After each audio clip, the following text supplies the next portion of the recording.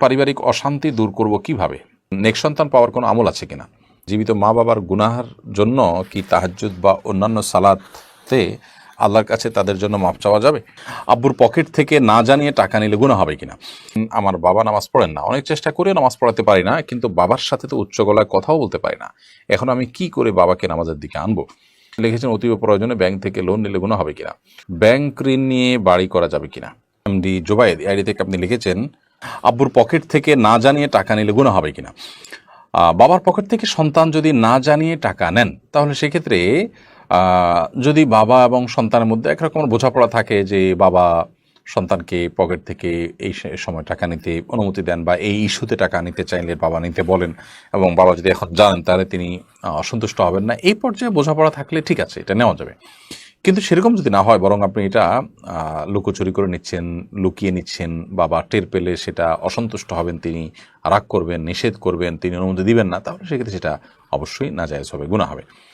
আর যদি ব্যাপারটা এরকম হয় যে আপনার ভরণ পোষণ বাবা দিচ্ছেন না, জুলুম করছেন, আপনার মৌলিক প্রয়োজন যেটা অন্য বস্ত্র, বাসস্থান, সেটুকু বাবা অ্যারেঞ্জ করছেন না, সেটুকু বাধ্য হয়ে আপনি নাবালেগ মানুষ তাহলে নিতে হচ্ছে, এরকম হলে সেটা নিতে পারেন। কিন্তু প্রাপ্তবয়স্ক হলে সেক্ষেত্রে সেই সুবাদেও আপনি বা সেই অজুহাতেও আপনি বাবার পকেট থেকে টাকা নিতে পারবেন না।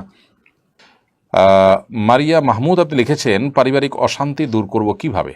পারিবারিক অশান্তি বলতে যদি স্বামী স্ত্রীর মধ্যকার দাম্পত্য কলহ বা স্বামী স্ত্রীর মধ্যকার সমস্যা হয়ে থাকে, তাহলে সেক্ষেত্রে আমরা বলবো এটি দূর করবার জন্য মূলত সবর এবং শকরের চর্চার কোনো বিকল্প নেই। স্বামী স্ত্রী উভয়কে সবর এবং শকরের গুরুত্ব বোঝাতে হবে, বুঝতে হবে।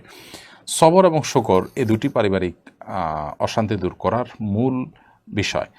আপনি নিজে যদি মনে করেন যে আপনি আপনার স্বামী কিংবা স্ত্রী দ্বারা আপনি কষ্ট পাচ্ছেন, তাহলে সেক্ষেত্রে আপনি অপেক্ষা করবেন যে মানুষের দুনিয়ার জীবনটা খুবই সংক্ষিপ্ত, আমি এখানে চিরকাল থাকবার জন্য আসিনি, বিধায় এই সমস্যার সমাধান হবে। আমি একসময় আমার মৃত্যু হয়ে যাবে, সে আমাকে চিরকাল কষ্ট দিতে পারবে না, অনন্ত অসীমকাল তো আমার সামনে পড়ে আছে, আসল শান্তির জায়গা সেটি। অতএব আমি সবর করবো ইনশাআল্লাহ তাআলা। সেই সাথে শুকর আদায় করা যে আমি যে কষ্টে আছি এর বাইরেও আমাকে কিছু আল্লাহ তাআলা ভালো দিক রেখেছেন, ভালো অবস্থা রেখেছেন, যেই ভালোটা অনেকের মধ্যে নেই। অতএব সেই জায়গা থেকে আল্লাহ তাআলার কাছে শুকর আদায় করতে হবে। তো এই সবর শুকর হলো পারিবারিক অশান্তি দূর করবার জন্য সবচেয়ে বড় নিয়ামক বিষয়। তারপরও আরও ডিটেল বলতে পারলে আমরা হয়তো আপনার প্রশ্নের উত্তরটাকে আরও একটু ডিটেলভাবে দিতে পারতাম। শাকিল হোসেন লিখেছেন নেক্সট সন্তান পাওয়ার কোনো আমল আছে কিনা? নেক্সট সন্তান পাওয়ার জন্য ভালো স্ত্রী, যিনি আল্লাহভীরু, মুত্তাকি, পরহেজগার, ধার্মিক, সেরকম স্ত্রীকে জীবনসঙ্গী হিসাবে গ্রহণ করতে হবে, এটা হলো প্রথম কাজ। দ্বিতীয় কাজ হলো স্ত্রী সবারের সময় আল্লাহ সুবহানাহু ওয়া তাআলার কাছে একটা দোয়া পেশ করতে হয়, আল্লাহুম্মা জান্নিবনা ওয়া জান্নিবিশ শাইতানা মা রাযাকতানা। আল্লাহ আমাদেরকে শয়তান থেকে এবং আমাদেরকে যে সন্তান আপনি দান করবেন, সেই অনাগত সন্তানকেও আপনি শয়তান থেকে রক্ষা করবেন। এর মাধ্যমে কিন্তু সন্তান যেন নেককার হয়, সেই দোয়াই আল্লাহ তাআলার কাছে করা হয়।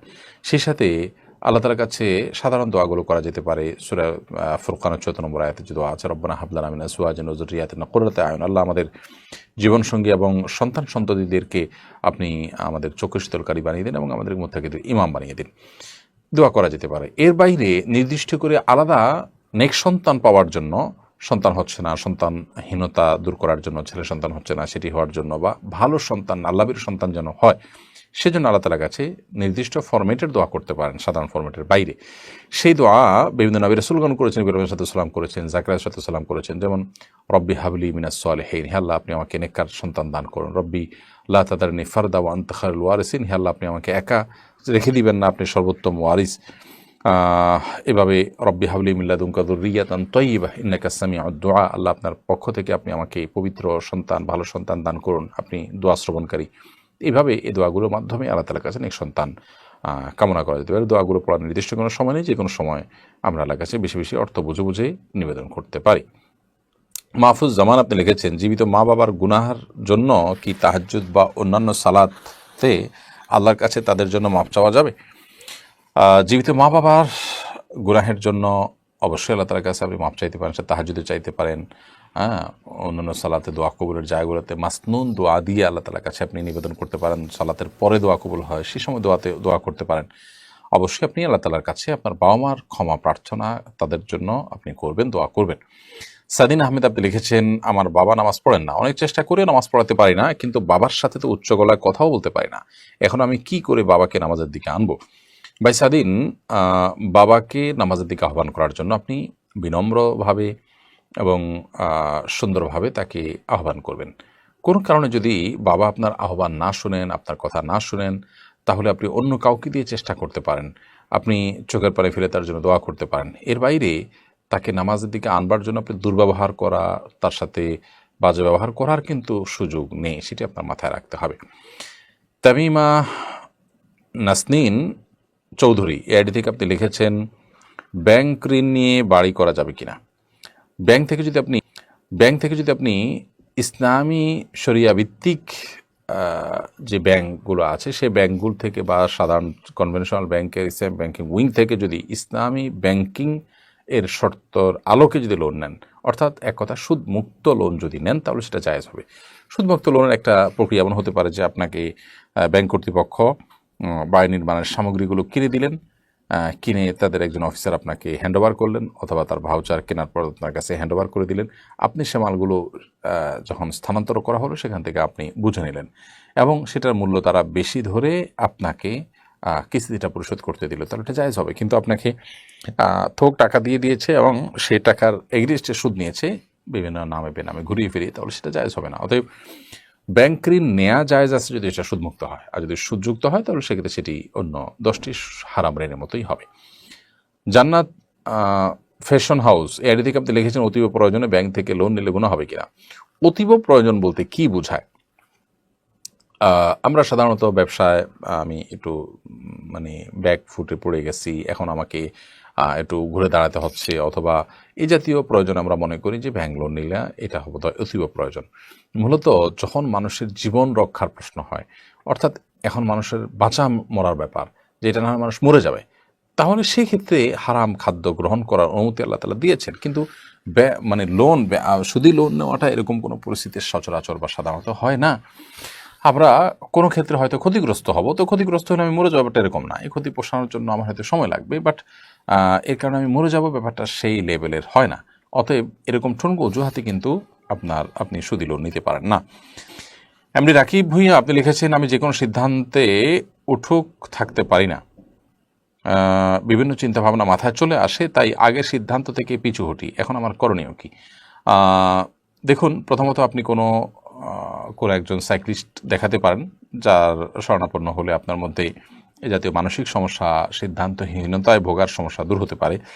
সেই সাথে আপনি অবশ্যই আল্লাহ সুবহানাহু ওয়া তাআলার কাছে সাধারণভাবে আপনার মনস্থির যেন হয়, আপনার সঠিক সিদ্ধান্ত গ্রহণের ক্ষমতা যেন হয়, সেজন্য দোয়া করবেন। ইহদিনাস সিরাতাল মুস্তাকিম যখন পড়েন, আল্লাহ আপনি আমাকে হেদায়েত এবং সিরাতাল মুস্তাকিম দান করেন, তখন সব কাজে আল্লাহ আমি যেন সঠিক সিদ্ধান্তে যাই, সেই তৌফিক আল্লাহর কাছে কামনা করবেন। এর পাশাপাশি আপনার কোনো বিচক্ষণ বিদগ্ধ মানুষের শরণাপন্ন হয়ে তার কাছ থেকে আপনি কাউন্সিলিং গ্রহণ করতে পারেন। আল্লাহ তাআলা আপনার সমস্যা দূর করে দিন, আমরা দোয়া করি।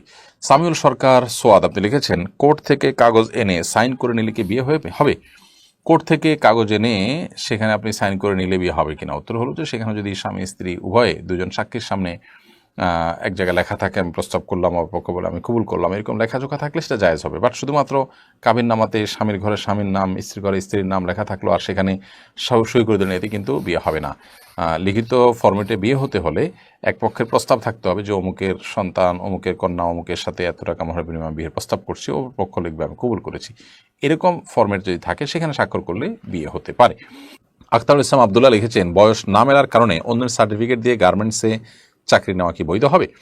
বয়স না মেলার কারণে আরেকজনের সার্টিফিকেট দিয়ে আপনি চাকরি নিয়েছেন, সেটা অবশ্যই অবৈধ হবে এবং অবশ্যই গুনাহ হবে। কারণ আপনি অন্যের যে সার্টিফিকেট আছে সেটা ব্যবহার করে প্রতারিত করেছেন কর্তৃপক্ষের কাছে, প্রকৃত সত্য আপনি লুকিয়েছেন, তো মিথ্যা কথা বলেছেন। যদিও চাকরি হয়ে যাওয়ার পরে আপনি হালাল উপার্জন যদি করেন, আপনার পরিশ্রমের বিনিময়ে পারিশ্রমিক গ্রহণ করেন, সেটি আপনার জন্য হারাম হবে না।